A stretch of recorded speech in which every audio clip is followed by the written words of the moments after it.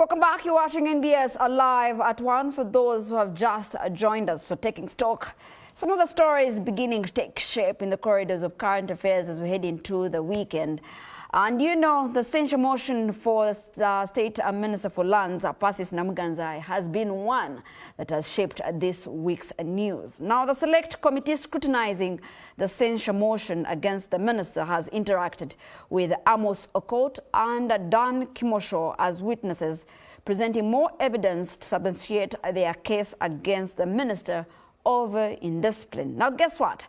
The minister herself, Namuganza, was also present to defend her case. We're standing by with us, Shamim Nabakonza at Parliament. Shamim, I am ready. I want to know the gist. What was said? What did she say?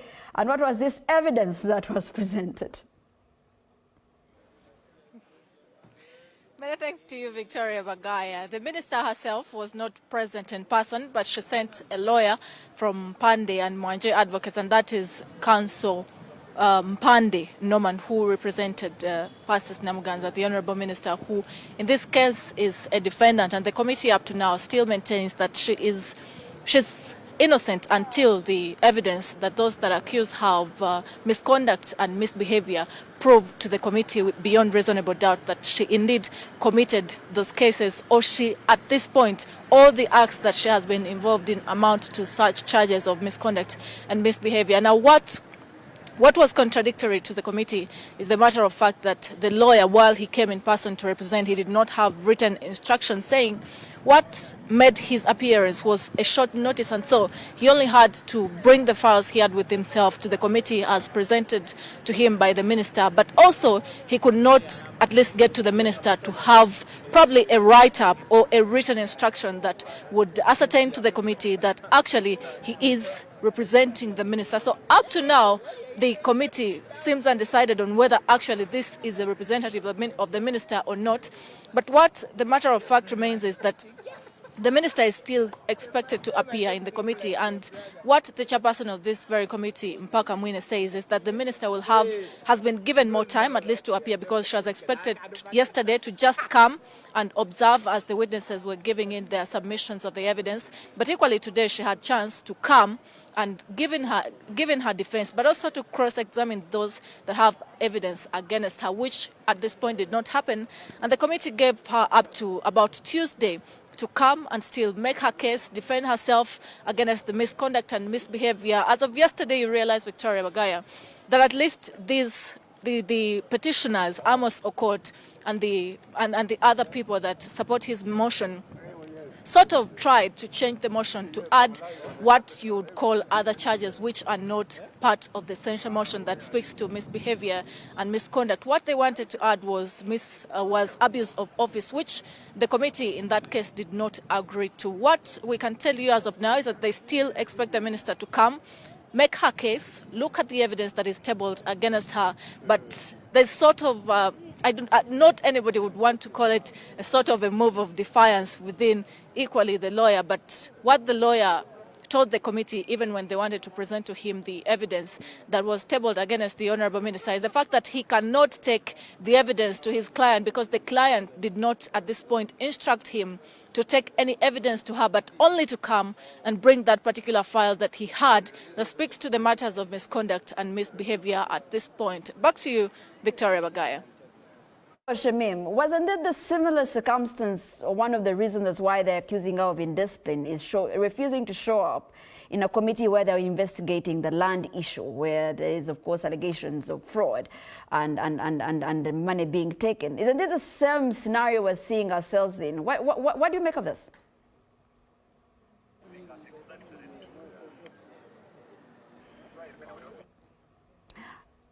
Shamim, before this whole entire scenario happened, the committee did accuse the minister of refusing to come and face the committee as they were investigating the Naguru land question.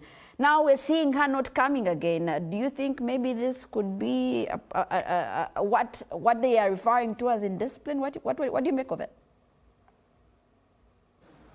What I know as a matter of fact, Victoria Bagaya, is that the minister has not declined to come because that certainly would amount to her not even to send a representative of a lawyer in this particular case. But also you realize that the minister appeared in the previous committees, in rules, even when she said she was against it, even when she said that it was, she termed to it as sub judice because she has a matter before court that actually was also presented to this committee, select committee on the censure. The committee was equally told that the minister petitioned government through the Attorney General, petitioned the Speaker of Parliament, Anita Amunga, and equally the Deputy Speaker. So the minister has not said she's not coming to this committee because she has sent a representative, but also she says she does not want to break the law because she says if she appears in any of the committees that she's against saying it is sub judice, then she'll be breaking the law herself. So the expectation is, for the fact that the minister has sent a lawyer today, the expectation still remains that the minister will appear. If not, she'll still delegate a lawyer to come and answer questions on her behalf, also do the cross-examination on her behalf, and make the case to inform the committee on what exactly will inform their decision at that particular time. But what remains a matter of fact is that the committee said even when the minister does not happen or appear, or even when she doesn't send a representative, the committee will proceed ex parte without her input in this matter, because what they're scrutinizing is entirely evidence, not to get any new case, but evidence that speaks to why the members want her to be censured, not what happened before or after. Back to you at the Political Command Center, Victoria. Well, the law says you're innocent until proven guilty, so unless that is declared, and Afghans well, she is innocent from what we know, according to the law, not according to me. But away from that, there is a case of food poisoning. 4 have been arrested in relation to a case of poisoning that left dozens of mourners admitted to various health facilities in Rwanda. The 4 are being detained at Rwanda police station after locals said that they sighted them in the kitchen on their fateful day, yet they were not part of the catering team. Take a look at this story.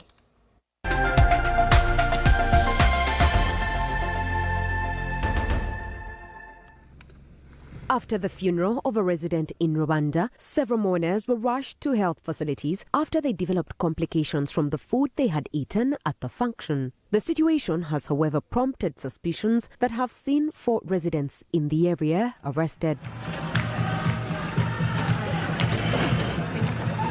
Some of the victims narrated what befell them on the fateful day.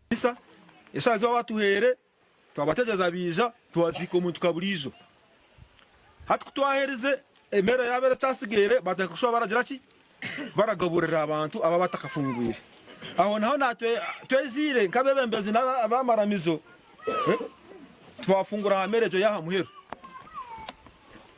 konkanyo zakuruga munju naura nabugwaki obusinje ogatara bagabande nyuma kucyagizire kucyasisikera bari rajya kare kare kashanki 5 benomu naurenda yabe mibamba afterwards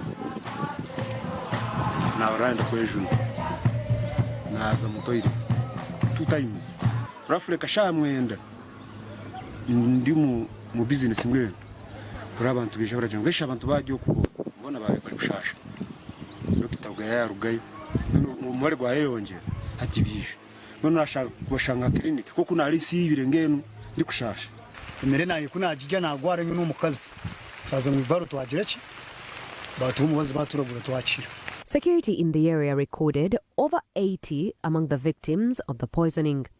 The Rwanda RDC, Lilian Luteraho, says the arrested are helping in investigations because they were sighted in the kitchen before the fateful incident, yet they were not part of the catering team. The locals were, however, warned against attempting a mob against any of the accused. Hamwe no kwita muntu ogwo muntu otashobora kirwa bintu ebyo bishatu nabikora ahabo kuba muntu nchimanyisa ngo obwenje bwo bwahwayo okuteka kwahwayo yashara muyito muntu omuntu yaza kweito kashanga yehanikira hamuguha nchimanyisa ngo obwenje bwahwayo yateka bwahwayo yareba ngo kwehanukanukwe kuzekuta nukwe kushikire. Olivia Nakalembe, Nantaba Lukia, NBS, live at 1.